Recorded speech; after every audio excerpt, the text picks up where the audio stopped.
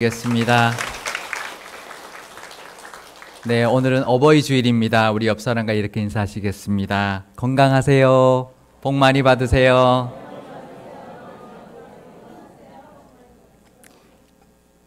네, 부모님들의 가장 큰 바람은 자식이 잘 되는 것일 겁니다. 부모가 바라는 자식의 최고의 롤 모델이 있습니다. 전 세계적인 롤 모델인데요. 솔로몬 왕이죠. 솔로몬은 지혜가 가장 많은 왕이었을 뿐만 아니라 부귀와 영화와 장수까지 누렸던 왕이기 때문입니다. 솔로몬 왕은 이 세상에서 가질 수 있는 것은 다 가졌던 인물이었습니다. 솔로몬을 위해서 매일 준비했던 음식의 양이 어느 정도인지 아십니까? 제가 한번 읽어드리겠습니다. 열왕기상 4장 22절에서 23절의 말씀입니다. 솔로몬의 하루의 음식물은 가는 밀가루가 30고루요 굵은 밀가루가 60고루요 살찐 소가 10마리요 초장의 소가 20마리요 양이 100마리이며 그 외에 수사슴과 노루와 암사슴과 살찐 새들이었더라. 그 밀가루가 30고루, 굵은 밀가루 60고루니까 총 90고루의 밀가루를 썼는데요. 1고루가 어느 정도냐면 220리터예요. 그러면 90고루면 총 19,800리터예요. 무게로 따지면 그 밀가루 양만 12,700kg. 그걸 하루에 솔로몬을 위해서 그걸로 빵을 만들면요 한 15,000명 정도 먹을 수 있는 양이라고 해요. 그거를 매일매일 드렸고요. 빵만 그런 게 아니라 고기는 살찐 소가 10마리, 초장의 소가 20마리, 양이 100마리, 그 외에 수사슴, 노루, 암사슴, 살찐 새들도 매일매일 음식으로 이제 장만해서 솔로몬 왕에게 드렸다는 거죠. 매일 끼니마다 우리나라에 있는 최고급 호텔에 있는 뷔페들 다 모아서 매일 끼마다 이렇게 솔로몬을 대접했다. 그렇게 보시면 될 정도로 굉장히 풍성한 삶을 살았습니다. 솔로몬이 쓰는 그릇은 금그릇이었는데요. 은을 돌같이 여겼대요. 네, 우리 열왕기상 10장 21절에서 22절의 말씀을 제가 읽어드리겠습니다. 솔로몬 왕이 마시는 그릇은 다 금이요 레바논 나무 궁의 그릇들도 다 정금이라. 은 기물이 없으니 솔로몬의 시대에 은을 귀히 여기지 아니함은 왕이 바다에 다시스 배들을 두어 히람의 배와 함께 있게 하고 그 다시스 배로 3년에 한 번씩 금과 은과 상아와 원숭이와 공작을 실어 왔음이더라. 그러니까 금과 은과 상아가 아주 넘쳐나서요. 열왕기상 10장 27절에 보면 은을 돌같이 여겼다라는 기록이 담아 있습니다. 솔로몬은 이렇게 부귀 영화를 누렸습니다. 근데 그것만 있었던 것이 아니라 지혜와 지식도 아주 뛰어났습니다.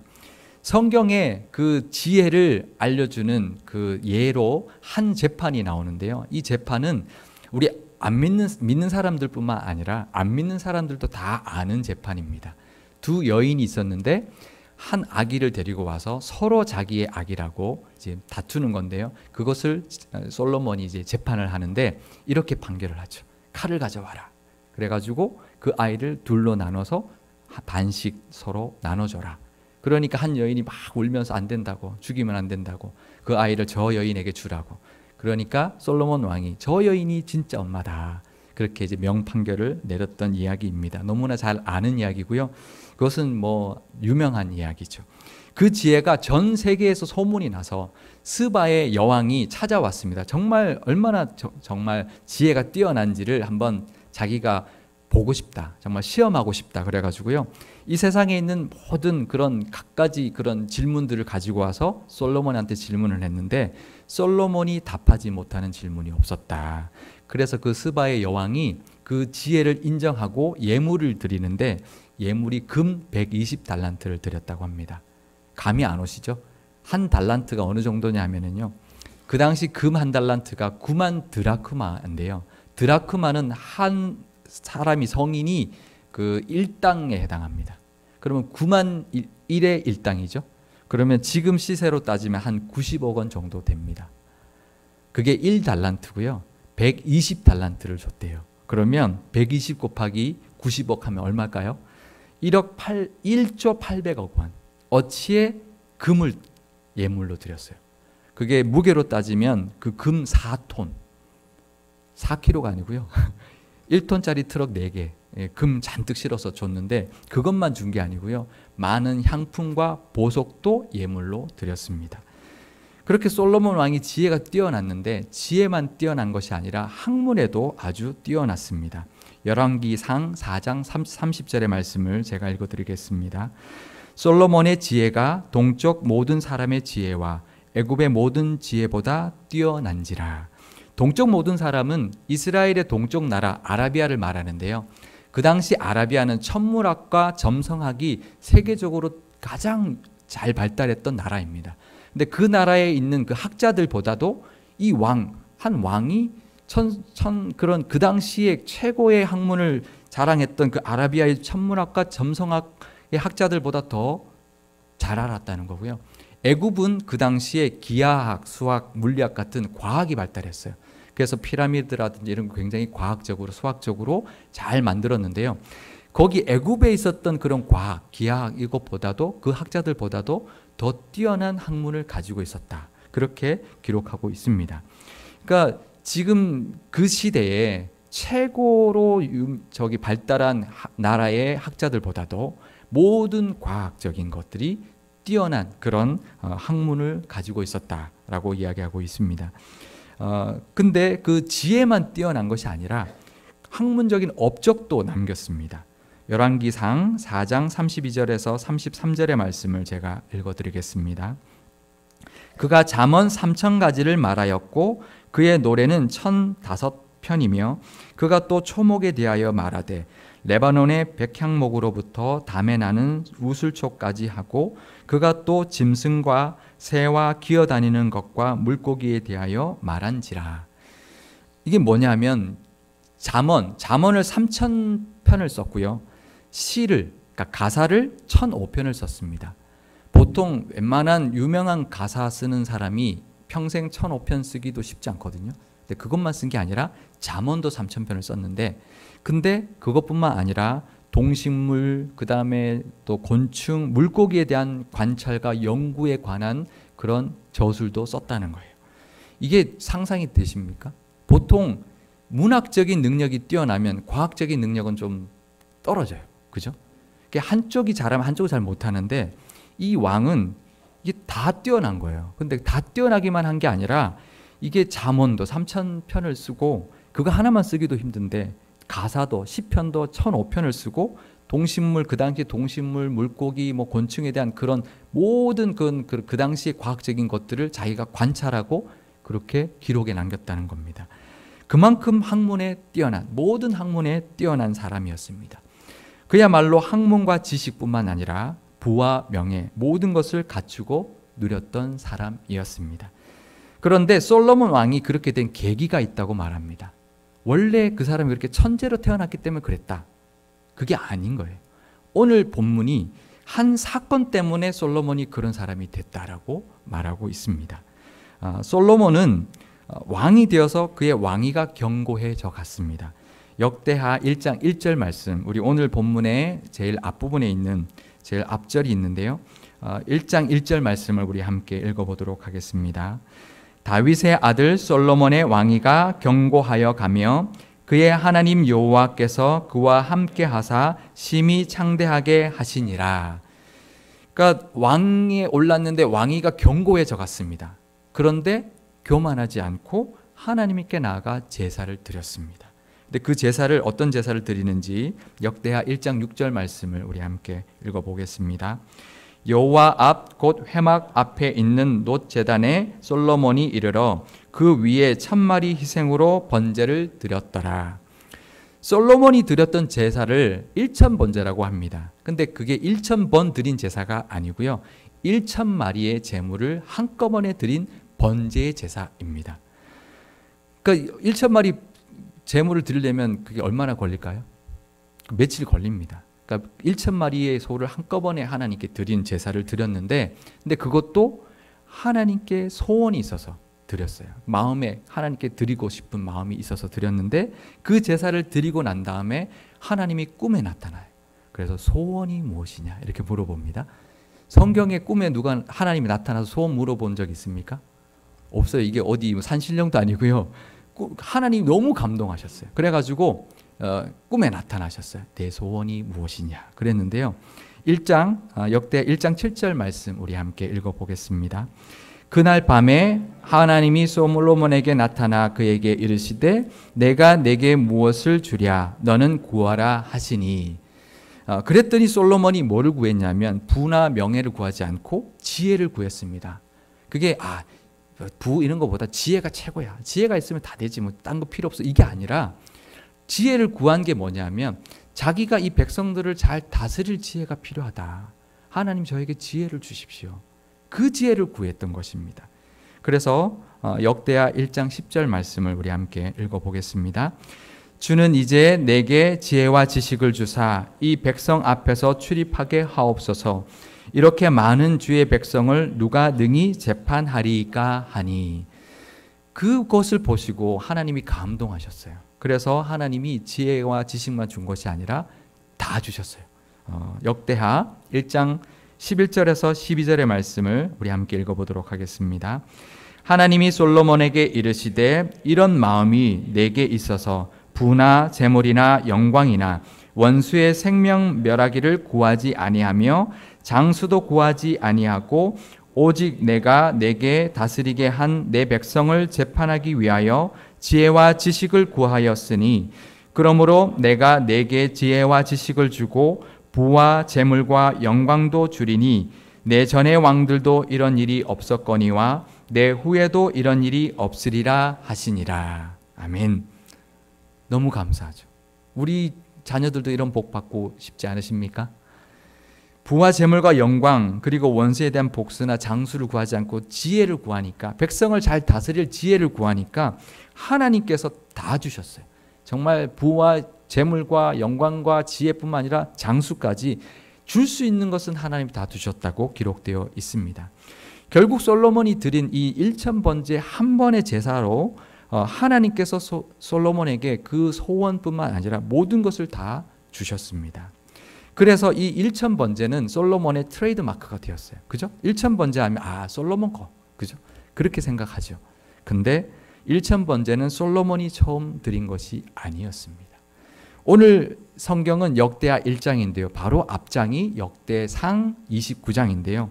우리 앞장 한 장 넘어가시면 앞으로 가시면 29장 20절에서 22절의 말씀을 우리 함께 읽어보도록 하겠습니다. 다윗이 온 회중에게 이르되 너희는 너희 하나님 여호와를 송축하라 하매 회중이 그의 조상들의 하나님 여호와를 송축하고 머리를 숙여 여호와와 왕에게 절하고 이튿날 여호와께 제사를 드리고 또 여호와께 번제를 드리니 숫송아지가 1000마리요 순양이 1000마리요 어린 양이 1000마리요 또 그 전제라. 온 이스라엘을 위하여 풍성한 제물을 드리고 이 날에 무리가 크게 기뻐하여 여호와 앞에서 먹으며 마셨더라. 무리가 다윗의 아들 솔로몬을 다시 왕으로 삼아 기름을 부어 여호와께 돌려 주권자가 되게 하고 사독에게도 기름을 부어 제사장이 되게 하니라. 다윗이 먼저 드렸습니다. 다윗이 숫송아지 1000마리, 순양 1000마리, 어린 양 1000마리 이 1000번제를 솔로몬보다 먼저 드렸어요. 솔로몬이 왕이 될 때 그 제사를 1000번제로 다윗이 하나님께 드렸습니다. 솔로몬의 아버지 다윗이 먼저 했는데요. 결국 솔로몬은 아버지가 드렸던 그 제사를 따라한 것이었습니다. 다윗이 드렸던 제사가 이 송아지와 양과 어린 양 다 각각 1000마리씩 드렸는데요. 이거는 번제로 드렸어요. 번제는 하나님께 그 제물을 다 태워드리는 거거든요. 근데 22절에 보면 그 무리들, 온 백성들이 또 먹고 마셨다고 하거든요. 그러면 이거는 뭐냐면 그 번제 제물이 아닌 또 화목 제물로, 하나님께 드린 다른 제물로 나눠 먹는 그 제물이 또 드려졌습니다. 그러니까 다윗이 이미 1000마리씩 이 세 종류의 그 제물들을 드리고 난 다음에 또 많은 제물들을, 그건 기록도 하지 않은 그 제물들을 드려서 이 백성들을 함께 먹고 마시는 잔치를 벌였는데요. 그것을 보고 솔로몬이 따라한 거죠. 그 솔로몬이 그것을 보고 자기도 하나님께 1000번제를 드렸습니다. 그 아버지 다윗의 신앙의 유산이 솔로몬에게 전해진 것이고, 그래서 솔로몬은 하나님께 그 제사를 통해서 큰 복을 받은 왕, 그리고 역사적으로 인정받는 세계적인 지혜의 왕이 되었습니다. 우리도 그 복을 물려주면 좋겠습니다. 우리 자손들에게도 그 믿음의 유산을 물려줘서 우리 자손들도 하나님께 복을 받는, 솔로몬같이 복을 받는 그런 저와 여러분 되시기를 축복합니다. 어버이 주일에 우리가 기억할 것은 바로 믿음의 유산만한 유산은 없다라는 것입니다.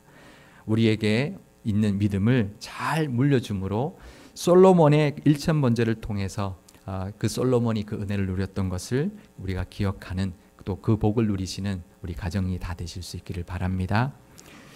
그 해마다 어버이날이 되면 설문조사하는 것이 있습니다. 어버이날 무슨 선물을 자녀들한테 받고 싶은가, 그것을 설문조사를 하거든요. 1위가, 올해도 했는데요, 1위가 무엇이었을까요? 현금. 이게 보통 이런 거 설문조사한 결과 발표할 때 이제 뒤에서부터 합니다. 5위, 4위 이렇게 가는데요. 이게 1위에 대한 기대감이라든지 뭘까 궁금증이 있어야 되는데 궁금증이 없어요. 왜냐하면 이게 굉장히 오랫동안 1위를 현금이 차지하고 있기 때문에요. 바로 1위를 이제 알려드리는데요. 이 그림 나중에 보여주셔야 됩니다. 네, 1위가 현금인데 그 조사를 했더니 그 아버님이 38.1%, 어머님이 48.6%. 그러니까 어머님들은 거의 한 반은 그냥 현금으로 줘. 이게 가장 큰 1위의 선물이고요. 2위는 식사, 가족끼리 식사하는 것인데 아버님이 26.3%, 어머님이 17.1%. 세 번째는 여행, 가족 여행을 보내달라, 아니면 뭐 가족 여행 같이 가자, 아니면 효도 여행 보내달라고 하는 것이 어머님, 아버님이 똑같이 9.4%로 3위를 차지했습니다. 그래서 부모님들이 지금 받고 싶은 선물 1위가 지금 현금이 됐는데 굉장히 오래됐는데요. 근데 드리는 입장에서는 좀 단점이 있어요. 티가 안 나요. 이게 뭐 그럴듯하게 드려야 되는데 봉투 하나 드리니까 이게 폼이 안 나는 거예요. 그래서 요즘에 부모님께 그 선물 드릴 때 현금을 드리는 상품이 나왔습니다. 보여드릴까요? 자, 한번 보여드리겠습니다. 아까 사진 보여주십시오. 네, 나와야 되는데. 자, 자세히 보십시오. 지금 뭘까요? 네, 일명 현금 꽃박스. 저게 중자가 있고 대자가 있는데요. 중자에는 그 지폐가 10장에서 한 14장 들어가고요. 대자는 15장에서 20장이 들어가요. 5만 원권이면 얼마일까요? 부모님이 딱 이렇게 박스를 열었는데 20장, 100만 원 딱 들어있는 거죠. 이게 폼 나잖아요. 그죠? 이런 상품이 나왔어요. 현금 박스라는 상품이 나왔고요. 두 번째 보여드리겠습니다. 두 번째 선물 보여주세요. 자, 이게 꽃바구니죠. 자세히 보십시오. 이제 파란 잎이 보이는데 저기 잎이 아니고요. 10,000원권이고요. 자세히 보시면 노란 것도 보여요. 제가 세 보니까 현금이 한 20장에서 25장 정도 들어가 있습니다. 꽃을 다 현금으로 쌌어요.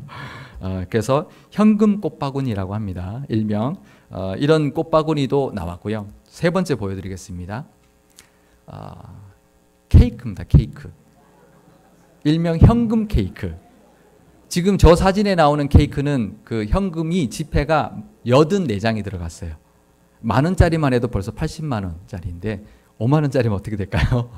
예, 이런 선물이 나왔습니다. 이 정도로 이제 현금을 좋아하셔서 현금 상품까지 나왔는데요. 이 선물들의 순위를 부모님들이 매기기 전에 전제가 하나 있습니다. 내가 받고 싶은 선물 1위, 2위, 3위를 정할 때 그 선물들을 선택하기 전에 전제가 있어요. 무엇일까요? 자식이 잘 되는 것. 그러니까 만약에 자식이 잘 안 풀리고 사업도 안 되고 힘들고 있는데 부모님 자식한테 무슨 선물 받고 싶으세요? 그러면 뭐라고 대답할까요? 나 현금 받고 싶어. 그런 분이 있을까요? 다 필요 없어. 내 자식 잘 되는 게 제일 지금 나한테는 필요해. 이렇게 말할 것입니다. 정상적인 부모라면 자식이 잘 될 때 바라는 선물들인 것이죠. 그러니 부모에게 가장 영순위의 선물이 뭘까요? 영순위, 1순위 말고 영순위, 자식 잘 되는 것. 그렇죠? 자식이 솔로몬처럼 하나님께 복 받는 것이 부모에게 최고의 선물입니다. 그러려면 부모가 해야 될 일이 있습니다. 뭐 할까요? 다윗처럼 믿음의 본을 보여주는 것입니다. 만약에 자식이 믿음 없는데 잘 되면 어떻게 됩니까? 부모가 좋아해야 될까요? 아닙니다. 믿음 없는데 잘 되면 그는 부모가 두려워해야 됩니다. 믿음을 가르쳐 줘야죠. 믿음이 있어야 잘 돼도 그 하나님께 복을 받을 수 있기 때문입니다. 다윗처럼 믿음의 유산을 물려줄 수 있기를 바랍니다. 그래야 자식이 진짜 잘 될 수 있습니다. 그럼 우리 자녀들은 어떻게 해야 될까요? 우리 자녀들도 계시고 부모님이 돌아가신 분들도 있지만 그래도 돌아가신 부모님이 천국에서 나를 본다면 내가 어떻게 해야 될까? 돈 많이 드리면 될까요? 우리 자식들도 마찬가지입니다. 우리 부모님한테 하나님 잘 믿는 모습을 보여드리는 겁니다.